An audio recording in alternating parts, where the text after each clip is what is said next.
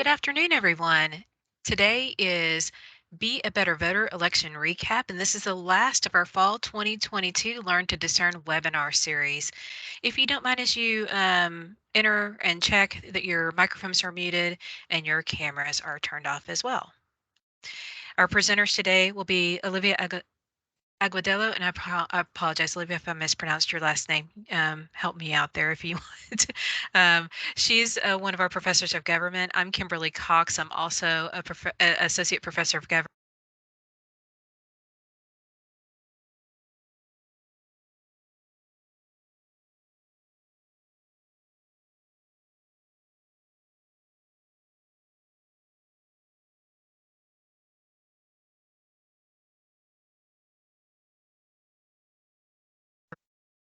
I apologize. Can y'all hear me now? Yes. Okay, good. I will start over, and I apologize. My headset's having some issues. Okay. So I want to welcome everybody to our last fall 2022 Learn to Discern webinar series. It is titled Be a Better Voter, our election recap. If you'll please also mute your microphones and turn off your cameras throughout the recording. And our presenters today are Olivia Aguadillo, a professor of government. I'm Kimberly Cox. I'm an associate professor of government here at Connect, and Misty Wilson Meritons, a professor of history and government, also at Connect and our chair of our social sciences department. And to Thank you, get us Kimberly. kicked off, I'm going to turn it over to you, Misty. Okay, so before the election last week, if you spent any time online at all, you probably heard about this coming red wave.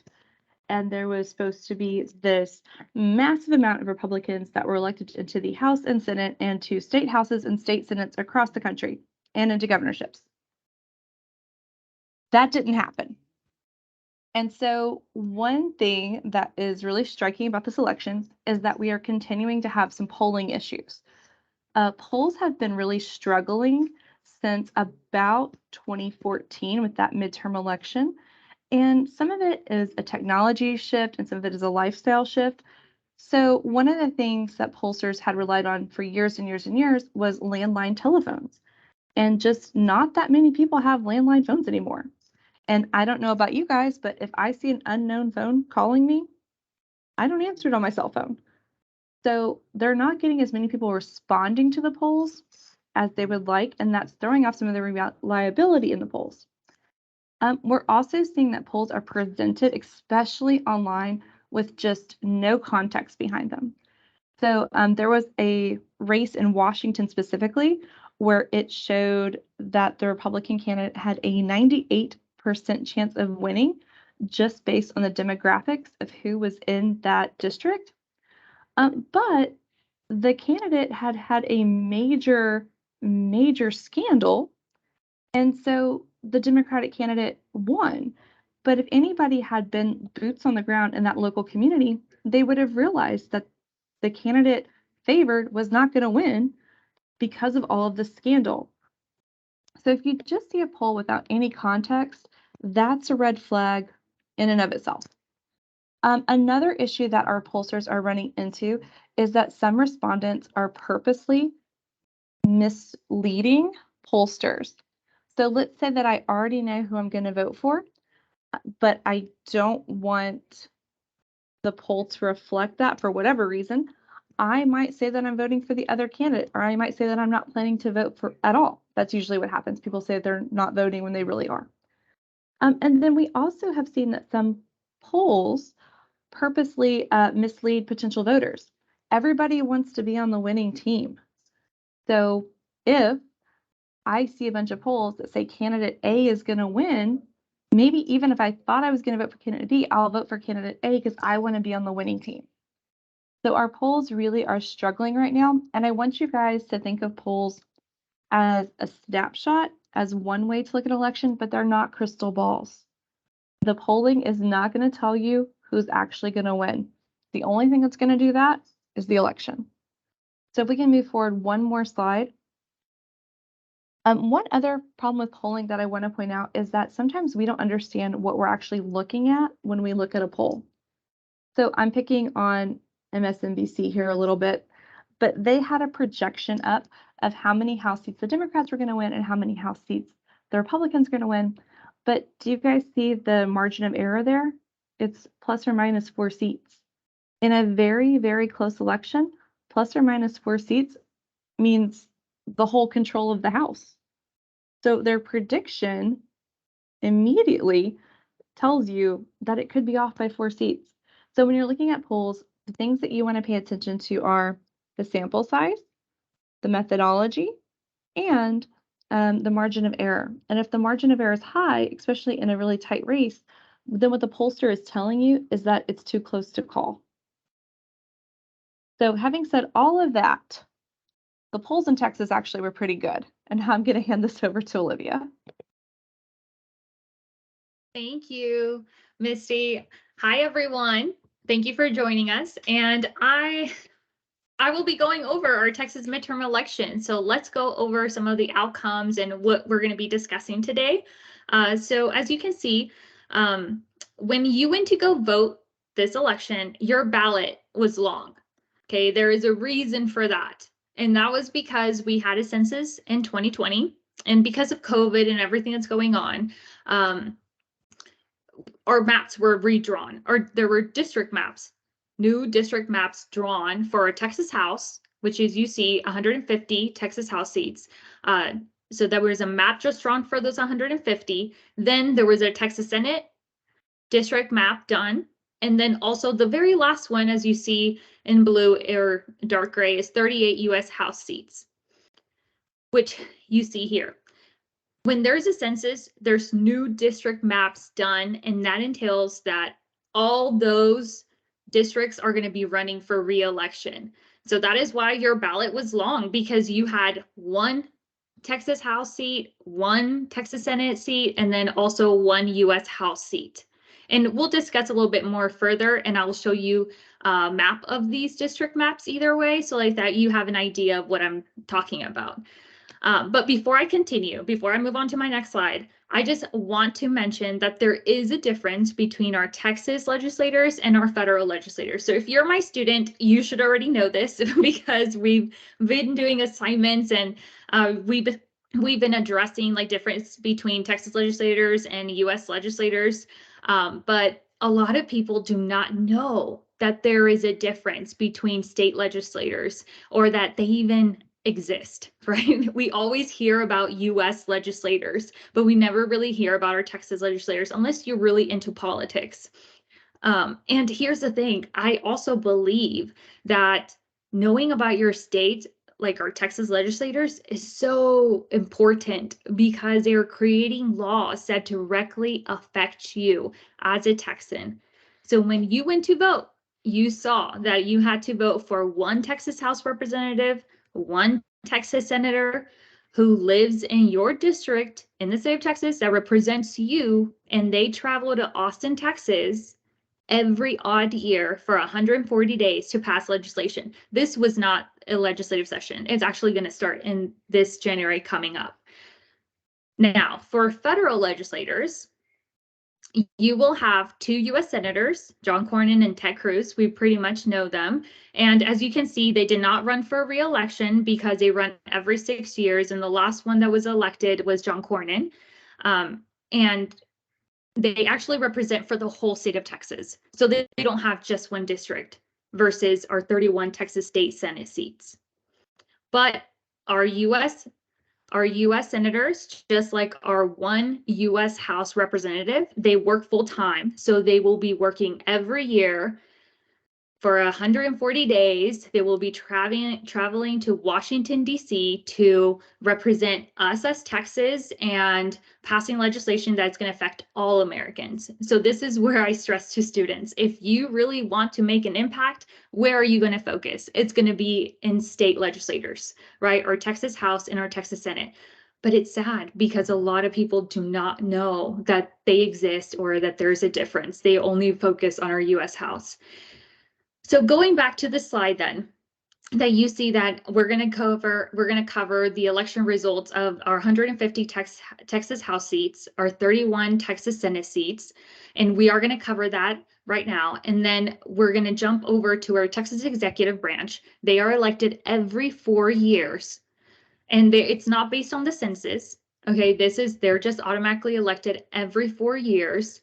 And we're going to go over those results. And then also 38 U.S. House seats. There's something about this that is so important for people to know.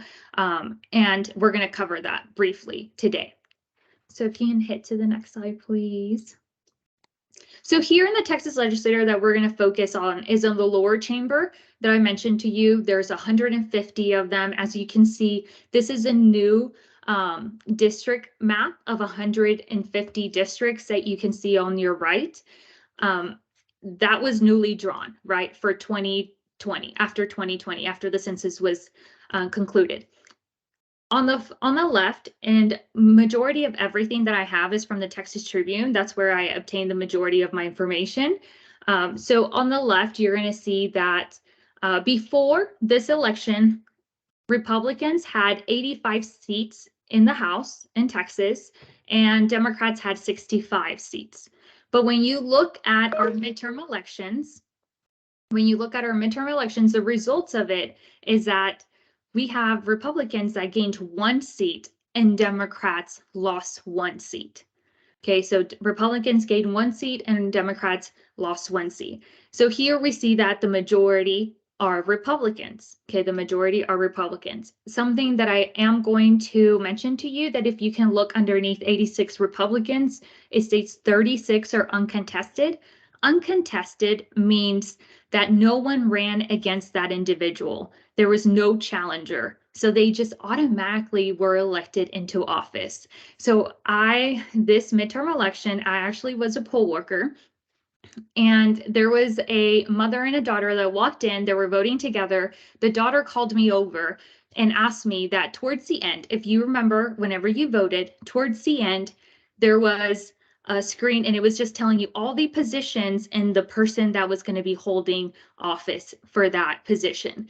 And the daughter asked me, she said, "What is this?" And I said, "Oh, that's just uncontested. It just means no one ran against them. So that's why they're automatically elected into office." And she said, "Oh, okay." So I guess because I answered that question, then the mother asked me, she said, "Wait, well, after she finished voting, right? Because we have to be considerate of other people that are voting."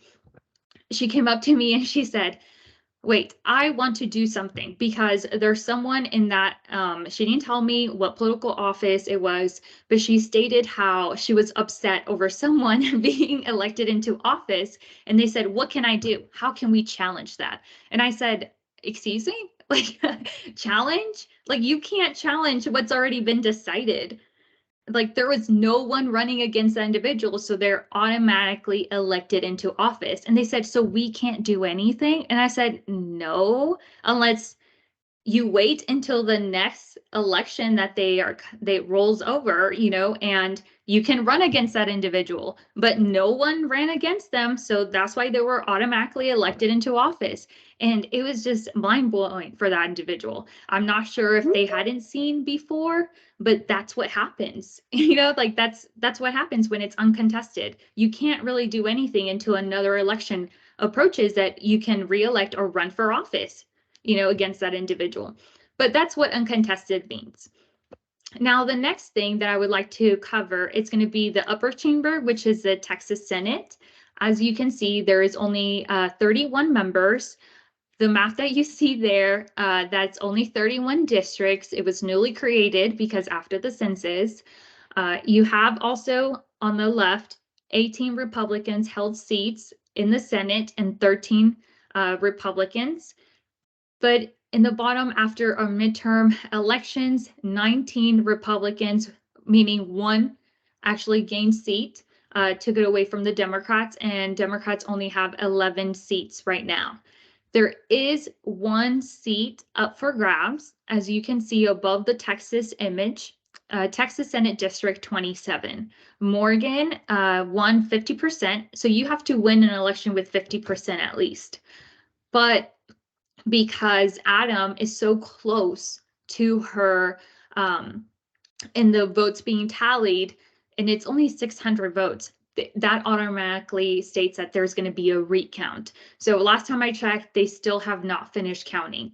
Okay, they still have not finished counting, which one of my colleagues actually is going to address over the counting of ballots. But So far, Morgan's the one that won, but we're recounting the ballots to make sure, because there were 600 votes of difference, to see if Morgan is still going to be the candidate that's going to win the election. So even if we were to see this, Republicans still have the majority. So just to make sure, as a recap right here for a Texas legislator, the majority are Republicans in Texas, especially after our midterm elections. They all gained 1 seat in the lower chamber and the upper chamber. So what does this mean?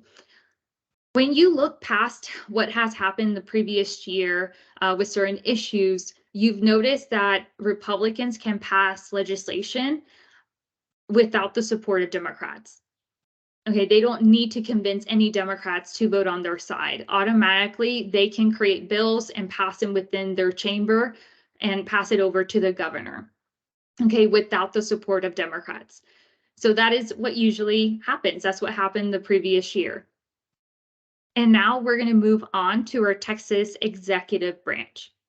Now, with our executive branch, you're going to see on the left hand side different positions, starting with our governor, ending with the State Board of Education, that there's 15 positions, and that's based on district. So you didn't vote for all 15 of them. It was based on district, but you could see that all those individuals appeared on your ballot too. So not only your one House representative from Texas, your state senator, but you also have then all these individuals, okay, in the executive branch that you're voting for. The 3 top officials were governor, lieutenant governor, and attorney general. As you can see on the right hand side, you have Greg Abbott that won with 50, I would say, like if we round it up, 55%. Then you have Dan Patrick that won rounding up to 54%. Then you have Ken Paxton with 54% rounding up. With Greg Abbott winning the election, as you can see, then the majority, all of our Texas executive are Republican. There has been a little bit of dismay, like within the Democrat Party, just because they didn't realize how despair or how much Beto lost to Greg Abbott. But I mean, you see it, and you see it throughout all those 3 highest level of offices that they lost within like 1 million votes. The one individual that I will mention, that I've mentioned it in my classroom too, on my classes, is that the one candidate that was vulnerable was Ken Paxton because of his scandals. So that was the one opportunity that I would say that Democrats could have had the opportunity to flip that seat. But some individuals will say that, like with Rochelle Garza as a Democrat, she actually was, she's never held political office. A lot of people didn't know her until like elections came around. She didn't have a lot of funding. And sometimes when we look at national party funding coming at the national level and looking at the state level, sometimes there's not a lot of organization and the disparity between who are we going to fund better, you know, like Beto versus Rochelle Garza. So that is a one thing that I could have seen that attorney general position flipped, but it required a lot of work from Democrats, a lot of work in order to flip that seat. But as you can see, our Texas legislator, the majority are Republican, then our Texas executive branch is Republican. So the next thing I'm going to cover that I did not put in the initial slide was our judicial branch. So these are also positions that you saw on your ballot that you had to select someone for office for the Texas Supreme Court and the Texas Court of Criminal Appeals. As you will see with our criminal appeals and our Texas Supreme Court, you're going to say, okay, what kind of level are these? If you've taken Texas government, you're going to realize, if not, this is a great opportunity for you to learn. But like in federal government, we only have one last court of resort, which is going to be the U.S. Supreme Court. But in Texas, we have 2. We have the Texas Supreme Court and criminal appeals. One deals with criminal suits, the other one with civil suits. But here, when you look at these positions and these judges running for re-election, or just for an election, you're going to see that they are all Republican that won the nomination. Okay, they won the election.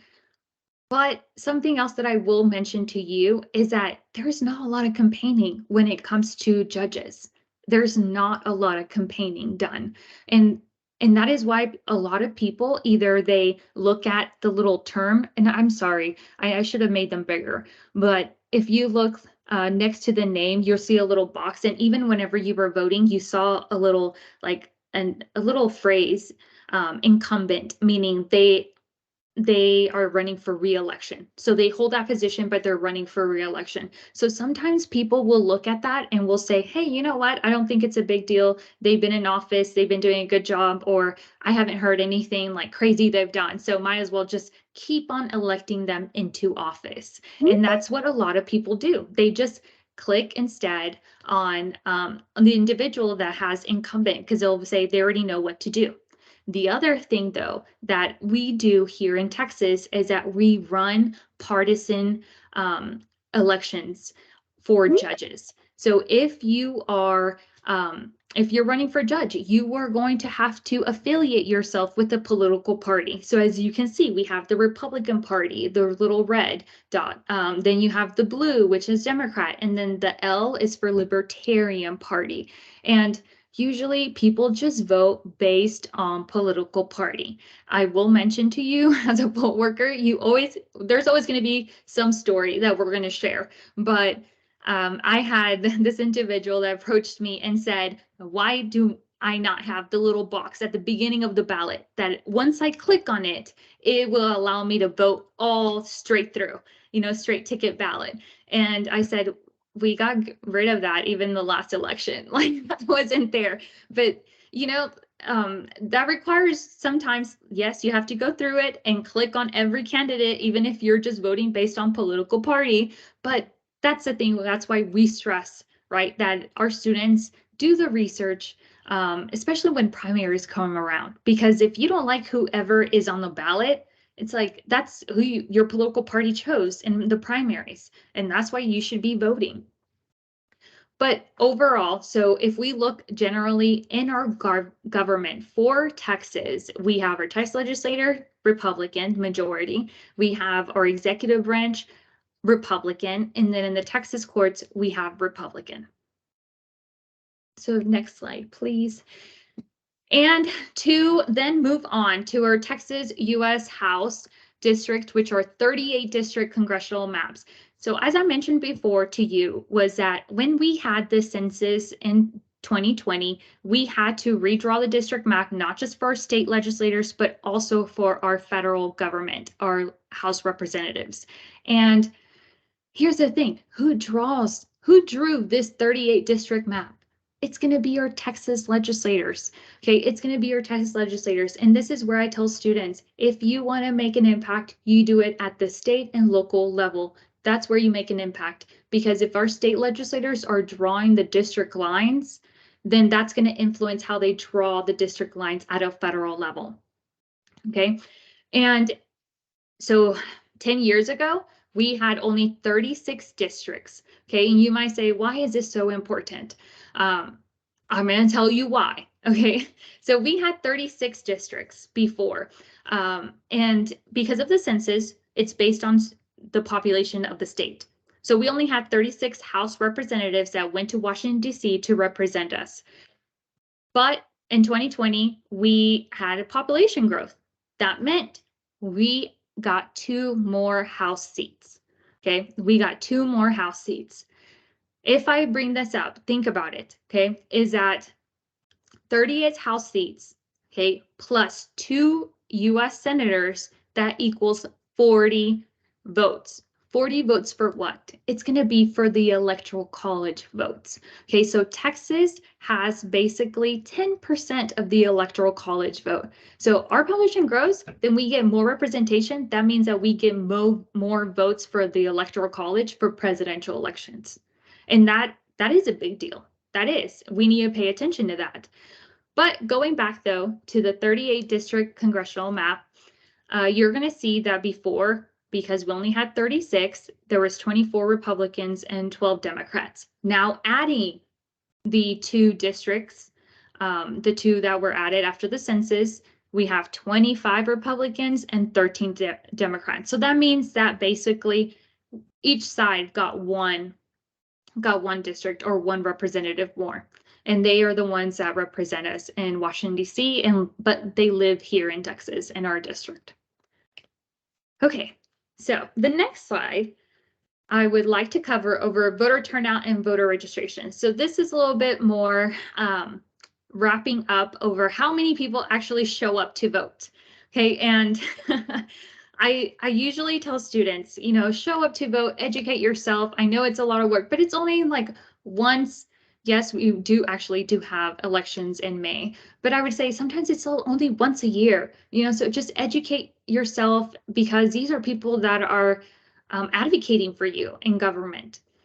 But as you can see, Texas this year, we have 17.7 million registered voters.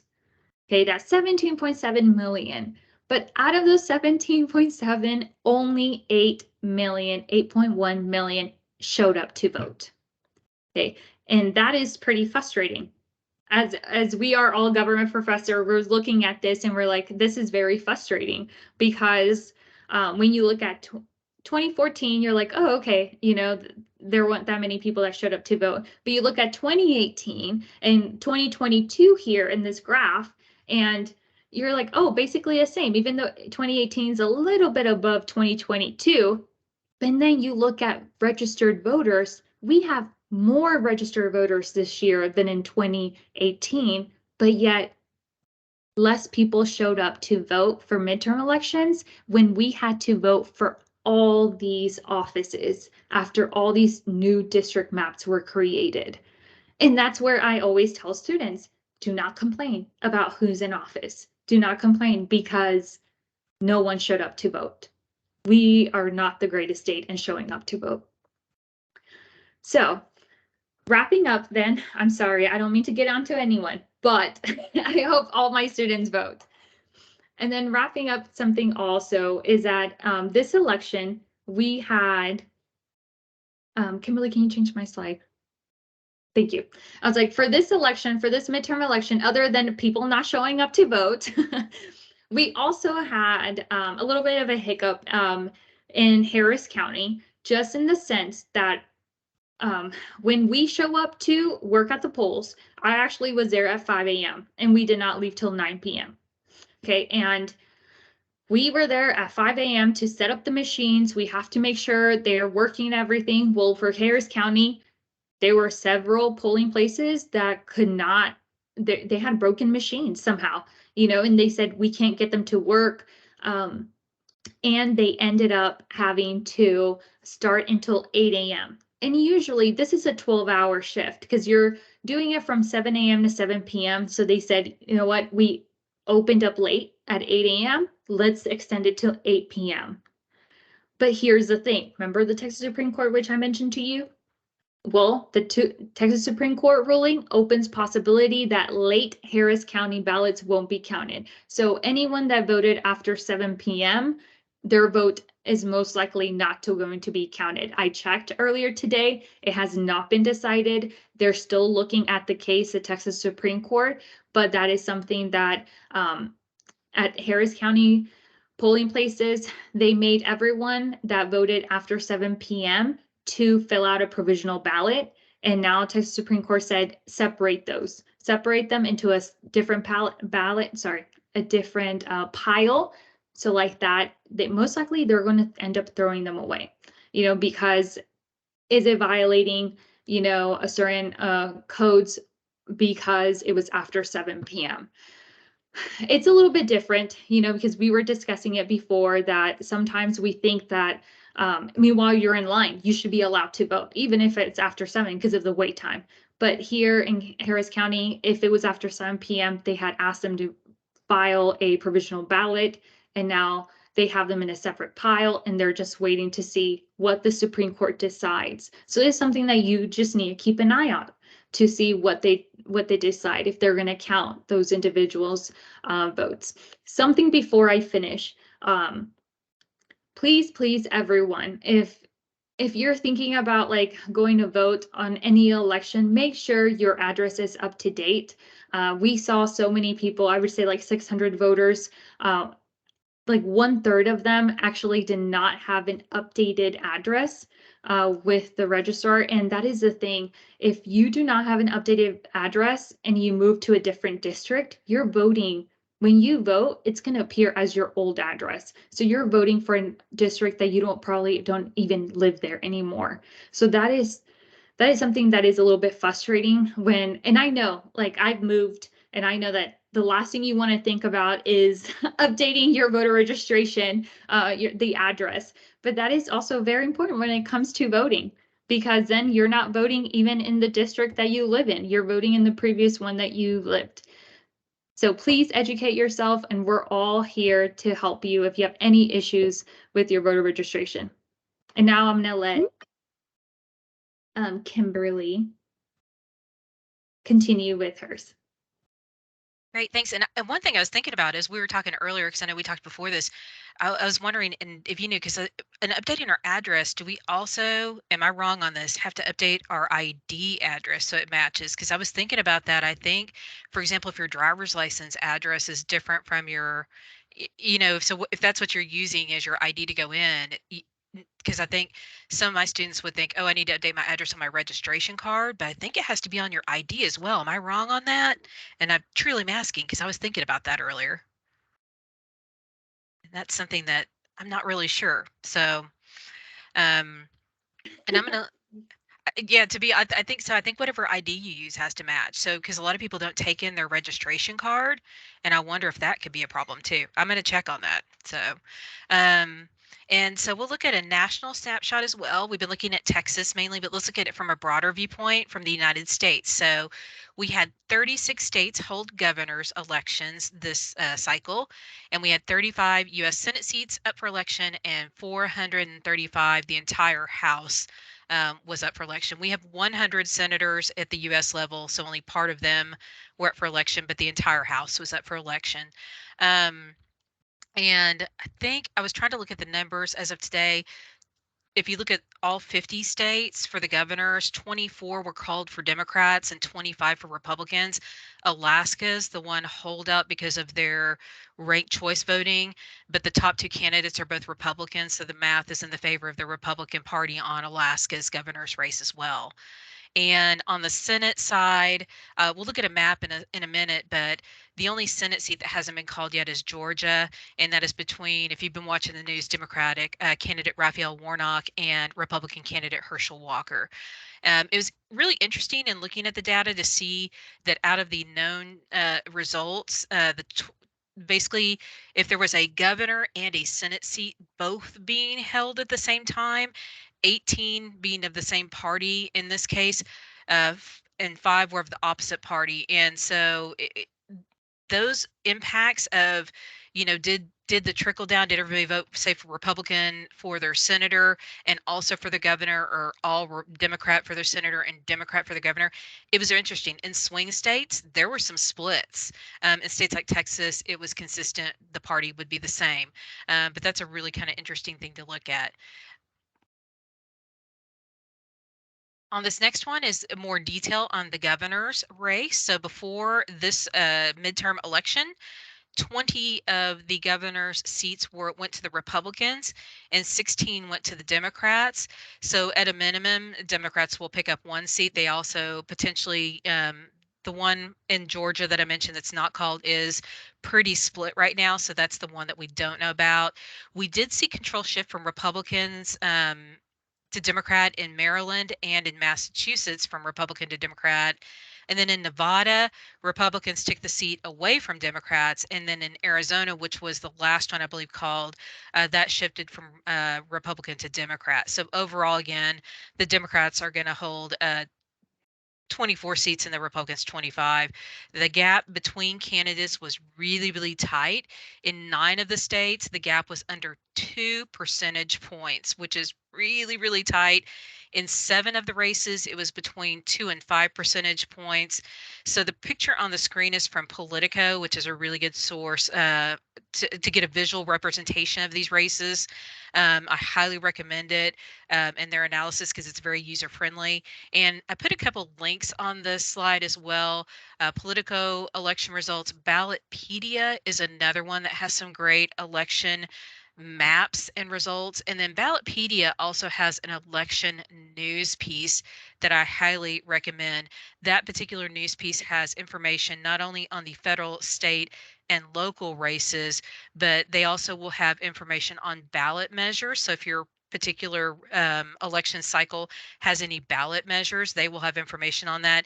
And they also do redistricting news. So that's a really helpful site to learn about uh, redistricting as well. This next map is the Senate map. And again, there are 100 senators in the US. 35 seats were up for election. 15 seats, 15 Republican seats, 13 Democratic seats, and 6 were open due to senators who just did not seek reelection. And one senator was retiring after only 2 years in office. Democrats held Arizona and um, let's see, Nevada and flipped Pennsylvania to win control. Alaska, again, is using ranked choice voting this year for the first time ever. And again, even though that race is officially not called, the two top candidates are Republicans. So again, the math favors them. The one seat again I mentioned that is not called is Georgia. It is going to a runoff on December 6th because no candidate received 50% of the vote or more. And so, as Olivia said in her piece of the presentation, we didn't have any senators up for reelection. The next one will be Ted Cruz, and his seat will be on the 2024 election ballot. This third map is the House of Representatives at the U.S. level. And again, all 435 seats were up for reelection. Um, so the map, as of today, and I didn't update this map and I apologize, but it's 209 Democrat to 217 Republican. I looked at it right before we entered this meeting because I wanted to see where that was going. 5 of the 6 non-voting seats were also up for reelection. That's American Samoa, DC, Guam, Northern Mariana Islands, Puerto Rico, and the U.S. Virgin Islands. So I almost forgot them. And before the election, Democrats held the majority with 220 and Republicans had 212. There were 3 vacancies at the time of the election. And so basically at the start of the election, the Republicans need a net gain of 5 to get the majority. A majority would be 218. So even you can see on the map there, even though Democrats are at 209 right now, Republicans at 217, they're 1 seat away from the majority and their count's still going on. This is, again, also was the first election since the 2020 census with the new maps. And Olivia mentioned those 2 seats that Texas picked up. Also, there were 5 seats that were open because they were new total on the map. So due to reapportionment in the census, and 10 were open seats because the incumbent lost in the primary. So the person who currently held the seat lost to their primary challenger, which meant in 10 of the seats on the map, there were 2 new people running head to head against each other. So that is the result in the House of Representatives. The next one I wanted to throw in here because it is Native American Heritage Month, and I'm a member of the Cherokee tribe, so I'm a little partial to them. I want to just throw that out there. And so in 1835, the Treaty of New Echota was signed between the United States and the Cherokee Nation. And this is part of the Trail of Tears and land being given up and the agreement that Cherokee would move to Oklahoma. In this agreement, basically, there was a promise that the Cherokee Nation would have a right to send a delegate to Congress, but this was never fulfilled. In August of 2019, the Cherokee tribe nominated Kimberly Teehee to serve as their first delegate to the United States House. And the Cherokee Nation is asking at this point for Miss Teehee to actually be seated because Congress has not done it. Now, if she's allowed to be seated, this will be a non-voting seat like DC and Puerto Rico have.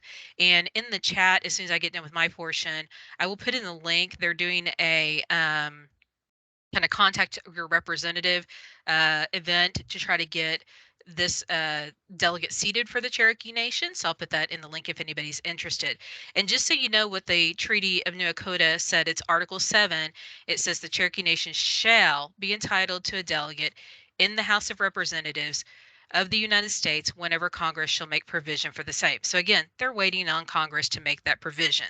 But it's very much promised in the treaty. So and then lastly, on my part, I wanted to show you how split the Congress is, and I put very, very, very. You can see it's pretty much split right down the middle. It has narrowed up so incredibly tightly since 2000, and I just thought this would be a really, really good visual for you guys to see. And so that's kind of my really quick snapshot of the results of the U.S. congressional races, and I will turn it over to Misty to talk about Gen Z and the polls. All right, so this midterm election was historically unusual. Usually, the party in power, which in this case would be the Democrats, loses seats in the midterm election. That's happened pretty consistently since the Great Depression. So when people were talking about that red wave, that's what they were talking about. And now that we have all of the exit data, which is what political scientists use to make these determinations, one of the reasons they're saying that red wave didn't happen was because of Gen Z. So Gen Z has just entered our political electorate. They're born between 1997 to 2012. So the oldest ones are about 25, 26. At the most, this could be their third possible election that they participated in. But for most of them, this was their first big election. So Gen Z is more politically involved but less partisan than any previous generation. They're the most diverse in any way that you can think of. And they tend to focus more on societal issues than on party or candidates. So they're really looking for somebody who matches their perspectives rather than trying to bend their perspectives to match a candidate. Um, Typically in polling, there seem to be less optimistic and less trusting than millennials, which is interesting because they believe that politics is a way to make change. They became politically active faster than either the millennials or Gen X did. Really, we have to go back to the boomers from the Vietnam War to see a generation that got so involved so quickly. And this Congress will seat our first ever member of Gen Z as a House of Representatives member, Maxwell Frost. If we can go one more forward. So Gen Z really made a huge difference in this midterm. 27% of young voters participated. That is the highest in the modern era. Again, we have to go back to the Vietnam War to get any kind of number close to that. Your usual number is somewhere between 18 to 20% of young people participate in elections. In this election and in 2020, the youth vote broke about 65-35, Democrats versus Republicans. But again, these voters are not tied to a party. So in the Vietnam War, when we saw a lot of young people voting, they voted Republican and then they stayed Republican as they grew up. We're not necessarily going to see that with Gen Z voters.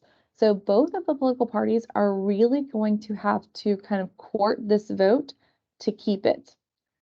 This voting bloc was underpolled because they're not considered likely voters. We don't usually see young people go to the polls in this kind of number.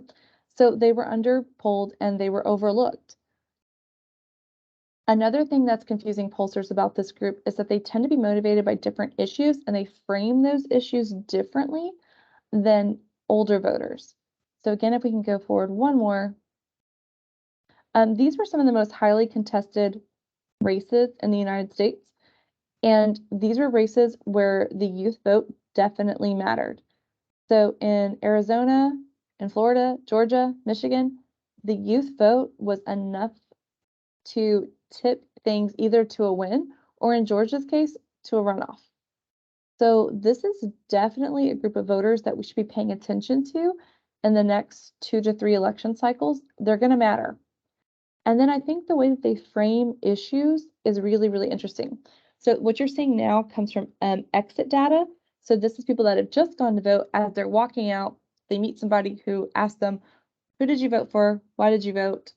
And this is the answers they got. So the way that they're framing issues here is really interesting. So when young people came out, they didn't say they care about gun control, they said they cared about mass shootings. So they're putting it from their perspective and they're changing the issue to a way that aligns with what they view the world as. Their top 5 concerns in order were healthcare, mass shootings, mental health, racial equality, and abortion. So those are issues that both political parties are going to have to speak to if they want to keep these voters in their coalitions. And then with that, I will hand this back to Kimberly to talk about why it takes us so long to get all this data back, why we're doing this a week later. It's a long process. There's a lot of detail. That's a short. No, I'm just kidding. It really is the answer, but I'll try to give you a little bit more detail. So we have a patchwork of election authorities with different rules. So it's going to take longer. States and localities control. There is no centralized voting system in the United States, and it is up to each state or territory to administer elections and put forth the rules on how they do that. A couple of examples are Nevada. Nevada does mail-in ballots that are counted so long as they are postmarked by election day. So it can take days for the mail to actually get to the counting centers for them to finish that count. Arizona was another one I picked. Mail ballots that are dropped off on election day are still being counted often for them because they allow for a cure or a fix to any issues that may be on those ballots. And a lot of states do that, but I just picked them because that seemed to be one thing's happening there. So if you have something like signature verification that has to be done, that's going to take time. There are also layers of reviews and checks built into the system itself. And some states mandate that the date all votes must be counted, but most don't. So a lot of times there's discrepancies on if you're thinking from state to state, when is my vote going to be counted? Some states have very specific rules and some have a little more cloudy rules from what I looked at. So it's not going to be consistent. And then you have to worry about things like absentee votes that you have to get in, overseas ballots, mail in, provisional. And then once you get done with all that, you have runoff potentials, recounts, and court challenges. And so that is a really quick rundown and overview. But also I wanted to give you some more specific, if I can say that word, specific information. And there's a entity called the U.S. Election Assistance Commission. This is a federal entity that certifies all voting systems and software. States are not required to be a part of this. Texas has opted in on the certification of their systems and software. So Texas requires this under their law. They have opted in, and it's a good thing. And I'll try to remember to put the link to this commission in the chat when I get done, because it has a ton of information on how the voting system works, how it's counted, how they certify. If you're one of those people who really wants to know how they certify all those machines and all the audits, this is a federal site that is awesome to look at. And the Texas side, the Texas Secretary of State also reviews and selects statewide voting systems. And I didn't pull everything yet for this. We'll talk a little bit more detail on the next slide, but tabulators, the things that count the votes, cannot be, for example, connected to the internet. That's to prevent hacking, so that's a rule. Poll books, those are the things you sign in on when they check your IDs when you first come in. Those are connected, but they're only to make sure no one votes twice. They go into a registry system, from my understanding, but those are not, the poll books and the tabulators are not connected. So the thing that you actually vote on is not connected to the internet. There's also pre-testing that is required to be done of each of the machines. So that has to go through multiple pre-tests before a polling location opens for the first day. As Olivia was saying, the election workers are testing all of that. The election judges must also check and log the serial numbers of all the machines. So there's some procedures they must go through. And after the poll closes each day, the election judge also looks at the number of counted ballots, matches those to the number of people who showed up to vote, and the voting machines are shut down and locked to prevent any other votes from being counted. And then lastly, the election officers must print at least 3 copies of the election results from each machine. So that's a big deal. And then lastly, there are just a lot of other steps. Again, I am hitting the highlights, but there are 254 counties in Texas. They're each individually responsible for the ballots, but oftentimes, again, they'll have their own specific guidelines that don't match up across the state. In counties with over 100,000 residents, they can process early votes and mail-in votes, mail-in ballots 12 days before the election. But if you live in a smaller county under the 100,000 threshold, they can start after the polls close on the last day of early voting, counting those votes. Mail-in ballots must arrive postmarked by November 3rd in Texas and arrive by November 4th to be counted. So if your mail ballot arrives on the 5th, too bad. So make sure if you do mail-in ballots, do it early. For early votes, the ballot board gets the ballot and checks whether the voter is registered, and then the signature verification has to be done. There's a committee that works on this, and at least one committee reviewer from each party and the majority of its members must agree that the signature matches. So there is a system for that. In the counties that use scanning devices to count votes, they can start opening the envelopes and preparing the ballots, but they cannot scan them till election day. For absentee ballots, the excuse used must be also verified. In a county that uses hand ballots, i.e., no electronic, those are counted and processed by hand. That's a rule, apparently, that I learned about. And some counties use these DRE devices where you actually verify your vote on the screen. So you verify electronically. These have a memory card that must be taken and processed at a central county tallying location. And then all counties must notify the Texas Secretary of State of the results too. So there's a system called TEAM. It's the state's election interface system that they load the results into, and then they send them to the Secretary of State. And the last part of the Texas part is that Texas does a post-election audit. So districts that use electronic voting systems that do not provide a paper record of the vote have to do a partial manual count by November. Can't remember the date, so I won't say it. And it must be done in 3 precincts or 1% of the precincts, whichever is the larger number. And it has to be done. Oh, I found that by the 21st, 21st day after the election. And then under federal law, as I wrap this up, ballots have to be securely stored for at least 22 months after an election. And after the 22-month period, ballots can be discarded, but many counties will choose to keep them or preserve them electronically to enhance, transparency. And if anybody challenges in the court, they're going to have those available. They're kind of kept usually longer, from what I can tell, for review purposes. And so that is all the steps. Basically, there is a lot to it. It's extremely technical. And I thought it was important to mention because I know there's a lot of questions about voter security and how it's done. And my thought process is that there needs to probably at some point be a guide for the public on how this is done, or that they can access a little bit easier, because it was not easy to find all of this, so that they can know how this is done. And I think that would go a long way to making people feel a little bit better about all the steps. All right, so if you've made it this far with us, thank you. I know that was a lot of information really, really quickly. In the chat, you will see the link to get credit.